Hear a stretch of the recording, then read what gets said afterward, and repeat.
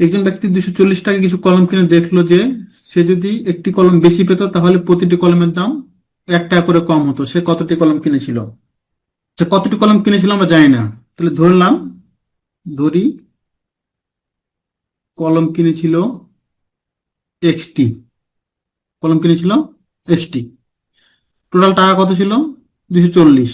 অতএব প্রতিটি কলমের দাম 240/x, এত টাকা। পরের কন্ডিশন বলছে সে যদি একটি কলম বেশি পেত, সে যদি একটি কলম বেশি পেত, তাহলে প্রথম কলম পেয়েছিল কয়টি? এক্সটি। তাহলে লিখি একটি কলম বেশি পেলে কলম সংখ্যা, তাহলে কত হয়ে যাচ্ছে? আগে ছিল পাইতো এক্সট্রা, এখন পাচ্ছি একটা বেশি, তাহলে এতটি। অতএব প্রতিটির দাম, টাকার পরিমাণ সেম আছে, তাহলে 240/x+1, এত টাকা। তাহলে আগে প্রতিটার দাম ছিল 240/x, এখন প্রতিটার দাম হচ্ছে 240/x+1। প্রশ্ন মতে, প্রশ্ন মতে কি বলছে? 1 টাকা করে কমে যেত, কলমের দাম 1 টাকা করে কমে যেত।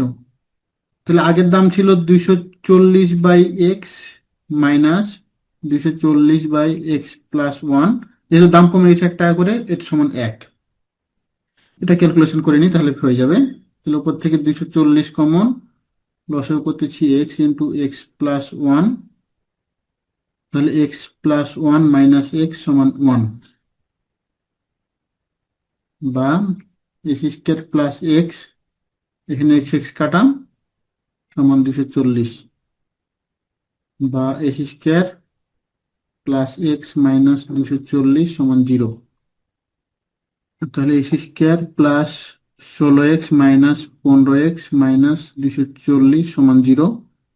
তাহলে এখান থেকে পাচ্ছি আমরা x+16, আর একটা পাচ্ছি x - 15 সমান 0। তাহলে x সমান পেয়ে গেলাম আমরা দুইটা। অতএব x সমান -16, এটা পাচ্ছি x সমান 15। তাহলে x সমান তো মাইনাস হবে না, তাহলে নট। তাহলে x সমান আমরা ধরবো কত? 15। তাহলে সে কতটি কলম কিনেছিল? এক্সটি, মানে x সমান 15টি। তাহলে লিখি অতএব কলম কিনেছিল 15টি। এটা অ্যান্সার।